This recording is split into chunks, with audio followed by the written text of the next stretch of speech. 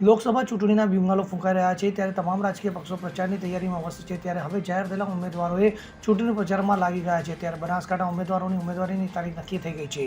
સૂત્રો પાસેથી મળતી માહિતી અનુસાર બનાસકાંઠામાંથી ભાજપ ઉમેદવાર રેખાબેન ચૌધરી આગામી 16 એપ્રિલે ફોર્મ ભરશે જ્યારે કોંગ્રેસના ઉમેદવાર ગેનીબેન ઠાકોર આગામી 15 એપ્રિલે ફોર્મ ભરશે।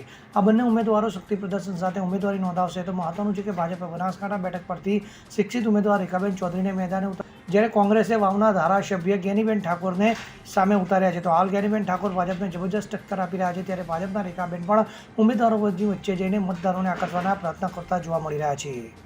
Bureau report CN24 news. હવે જુઓ દેશ દુનિયાની તમામ ખબરો તમારી આંગળીના ટેરવે।